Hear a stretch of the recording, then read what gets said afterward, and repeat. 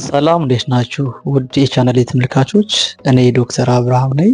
በዛሬ ቪዲዮአችን ስለ ጨጓራ ህመም ከስር መሰረቱ አንስተን እስከ መፍትሄው ድረስ በጋራ እንወያያለን። ይህ ለእናንተ ያዘጋጀሁት በጣም ጠቃሚ መረጃ ነው። ተጠቀሙበታላችሁ። እስከ መጨረሻው ተከታተሉት።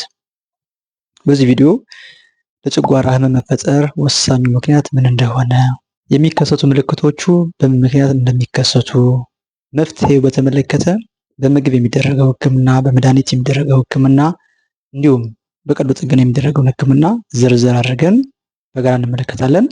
መጨረሻ ላይም ቲፖችን ሰጣችኋለሁ። የጨጓራ ህመም እንዳይከሰት የሚያደርጉ የተለያዩ መንገዶችን አጋራችኋለሁ። አብራችሁ ይቆዩ። ምን ያህሉ የዓለማችን ህዝብ የጨጓራ ህመም ያለበት ይመስላችኋል?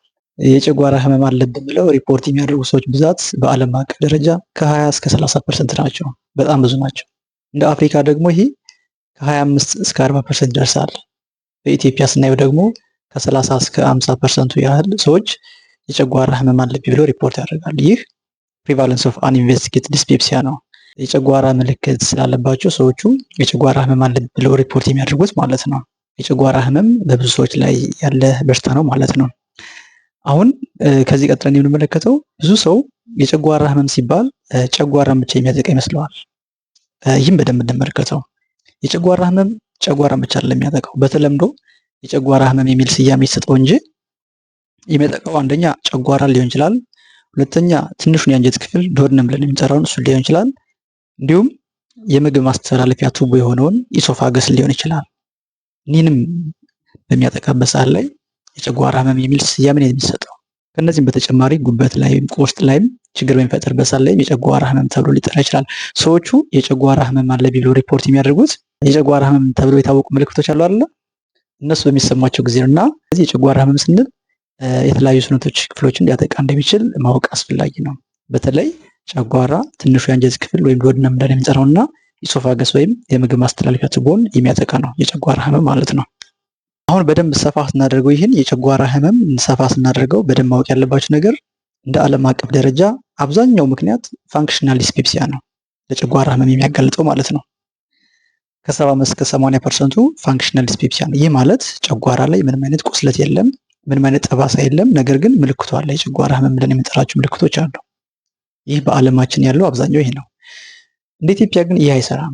በኢትዮጵያ ላይ ኦርጋኒክ ኮዞቹ ኮመን ናቸው። ማለት ጨጓራ ላይ መላጥ፣ መቁሰል፣ ሌላም ችግር የሚፈጥሩት ብዙ ናቸው።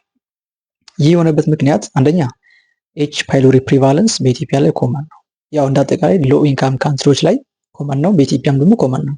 ከ50 እስከ 75% የኢትዮጵያ ህዝብ የጨጓራ ባክቴሪያ አለበት። ስለዚህ አንደኛው ምክንያት ነው። ሁለተኛው ፔፕቲክ አልሰር ዲዚዝ ፕሪቫለንሱ በኢትዮጵያ ላይ ኮመን ነው። ሌላኛው ምክንያት ጋስትራይተስ፣ ዱኦደናይተስ እንዲሁም የአንጀት የጨጓራ መቆጣት ምክንያቶችም ኮመን ናቸው። በእነዚህ ምክንያቶች በኢትዮጵያ ላይ ኦርጋኒክ ኮዞቹ ኮመን ናቸው፣ በኢትዮጵያ ስናየው ማለት ነው።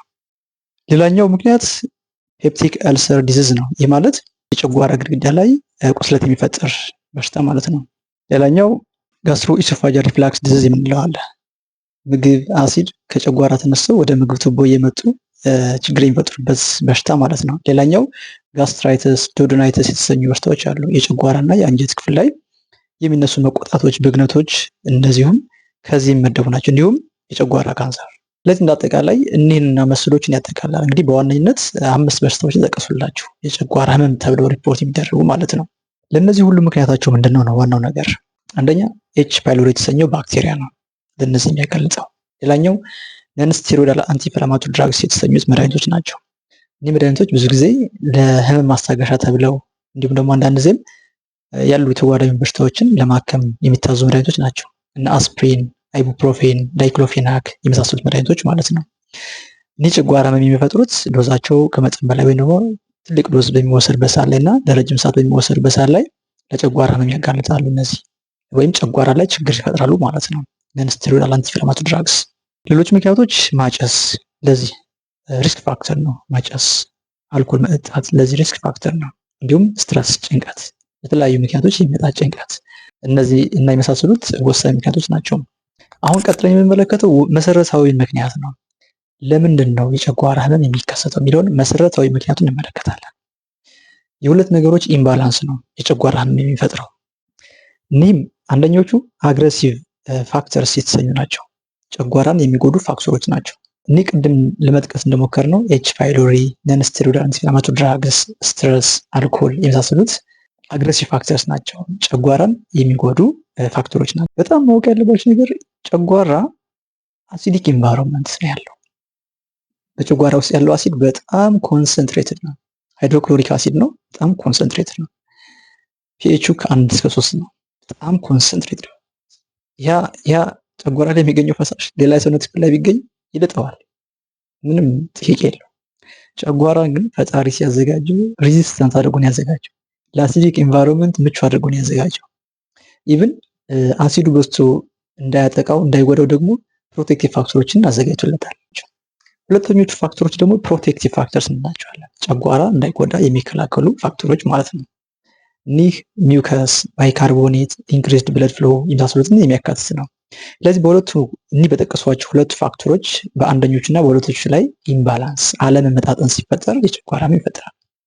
አግሬሲቭ ፋክተሮቹ ሲበዙ፣ ፕሮቴክቲቭ ፋክተሮቹ ሲያንሱ የጨጓራ ላይ ህመም ይፈጠራል። ጨጓራ ላይ መቆጣት፣ ቁስለት እንዲሁም በጣም ከበድ ሲል ደግሞ እስከ መቀደድ ድረስ እስከ ፐርፎሬሽን ድረስ እስከ መድማት ከዛም በላይ ይከሰታል ማለት ነው። ስለዚህ ወሳኙ ምክንያት ይሄ ነው።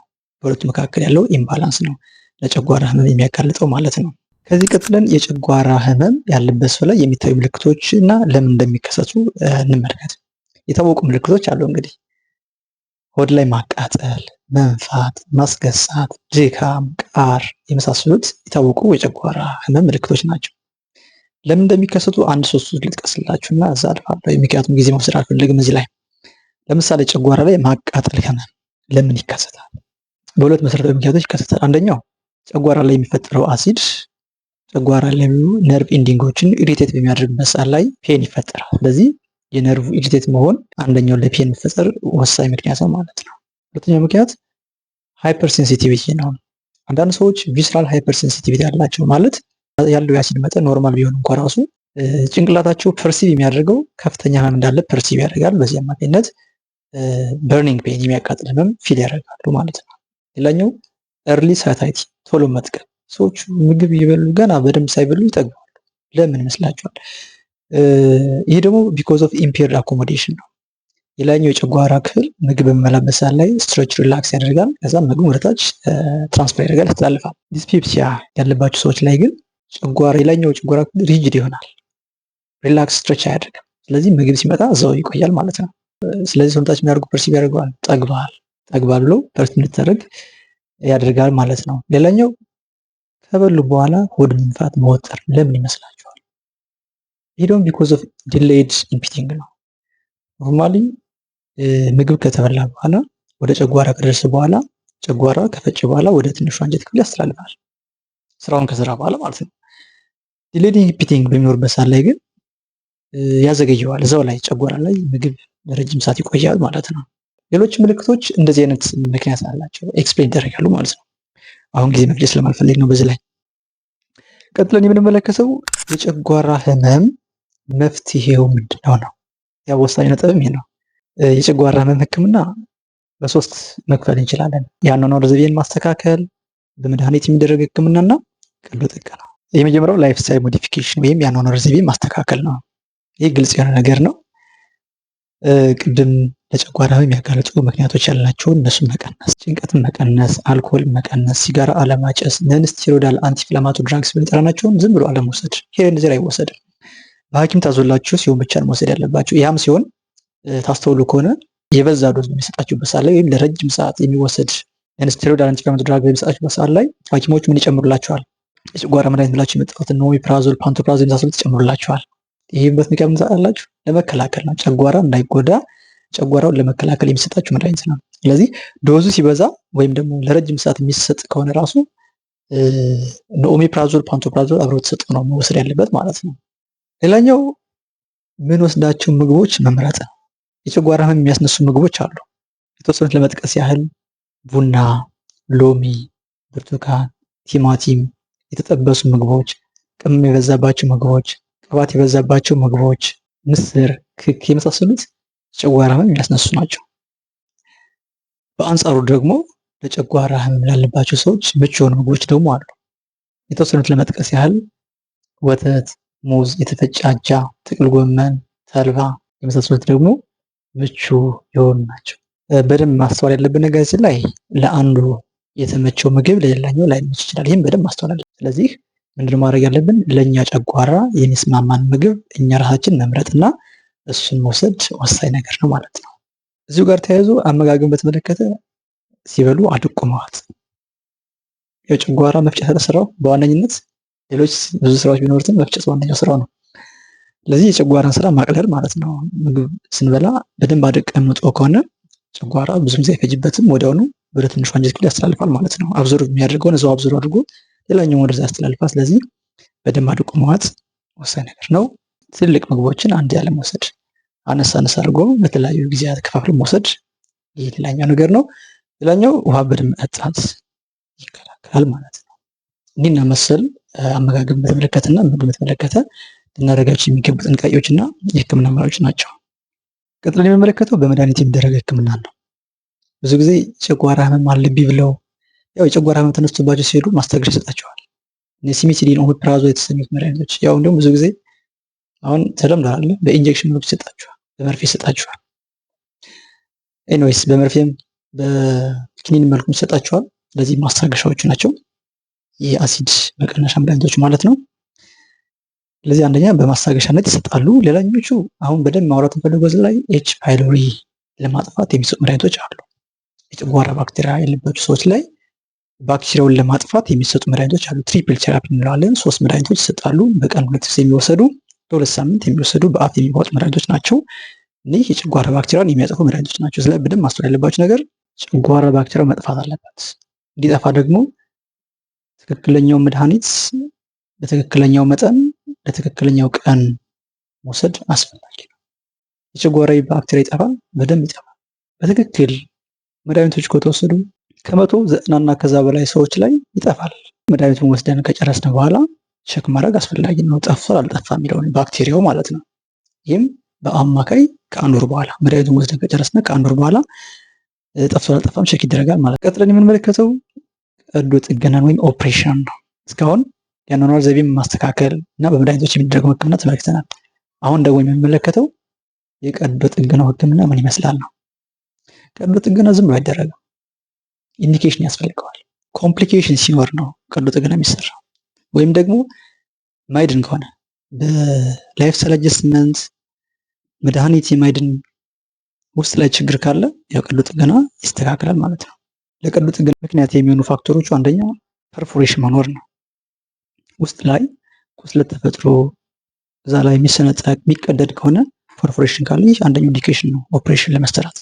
ሌላኛው መድማት፣ መድማቱንም በሜዲካሊ ማኔጅ ማድረግ ካልተቻለ በቀዶ ጥገና እንዲስተካከል የሚደረግበት ህክምና አለ። ሌላኛው ኦብስትራክሽን ከፈጠረ ነው። ቁስለት በሚፈጠርበት ሰዓት ላይ ቀስ በቀስ ይህ ቁስለቱ ጠባሳውን እየፈጠረ ይህም ያደርጋል ያጠባውና ምግብ እንዳይተላለፍ ያደርጋል። ኦብስትራክሽን በሚፈጠርበት ሰዓት ላይ ይህም አንደኛው ኢንዲኬሽን ነው ኦፕሬሽን ለመሰራት ማለት ነው። እንዲሁም ማስ ነገር ካለ እብጠት ነገር ካለ እሱም በኦፕሬሽን መልኩ የሚደረግ ህክምና ይደረግላቸዋል ማለት ነው። ስለዚህ ኦፕሬሽን አይሰራም፣ ኢንዲኬሽን ካሉት ግን ቀዶ ጥገናም የሚደረግ ኦፕሽን ነው ማለት ነው። ወደ ተመልካቾቼ እንግዲህ እስካሁን የተመለከትነው የጨጓራ ህመም ከስር መሰረቱ ተነስተን ምን እንደሚመስል በምንስ ምክንያት እንደሚመጣ መሰረታዊ ምክንያቱንና መፍትሄዎቹን ይህን በመሰለ መልኩ ተመልክተናል። አሁን ቀጥዬ የምነግራችሁ ደግሞ ቲፖችን ነው። የሚጠቅሟችሁ ቲፖች አሉ። የጨጓራ ህመም እንዳይከሰት የሚያደርጓችሁ ቲፖች፣ ራት ስንበላ ቀድመን ራት መብላት፣ ከመተኛታችን በፊት 3-4 ሰዓት ቀድመን ራት መብላት። ሌላኛው ቀለል ያለ ራት መብላት ነው። አይታችሁ ለጨጓራችን የሚመች ምግብ መርጣችሁ መውሰድ ነው። ሌላኛው ውሃ በደንብ መጠጣት ነው፣ ምግብ ስትወስዱ ማለት ነው። ሌላኛው ትራሳችሁን ከፍ ማድረግ ነው። ትራሳችሁን ከፍ ማድረግ በተለይ ገርድ ያለባችሁ ሰዎች፣ ሪፍላክስ ያለባችሁ ሰዎች ያው የጨጓራ ላይ ያለው አሲዱና ምግቡ እየመጣ እንዳያስቸግራችሁ ትራስ በደንብ ማድረግ፣ ከወገባችሁ በላይ ያለው ሰውነታችሁ ክፍል ደግሞ እንዲሁም ከፍ ማድረግ። ትራስ ብቻ ሳይሆን ከወገባችሁ በላይ ያለውን የሰውነታችሁን ክፍል እሱንም ከፍ ማድረግ በጣም ጠቃሚ ነገር ነው። ሌላኛው በግራ ጎን መተኛት ነው። ያው ይህ ለብዙ ሰው የሚመከር ነው። ውድ ተመልካቾች እንግዲህ እስካሁን የነበረን ቆይታ ይህን ይመስላል። ጥያቄዎች ካሏችሁ ኮሜንት ላይ አስቀምጧቸው፣ በጋራ እንመለከታቸዋለን። በቀጣይ በሌሎች ቪዲዮዎች እስክንገናኝ ድረስ ሰናይ ቆይታ እመኝላችኋለሁ። ሰላማችሁ ይብዛ።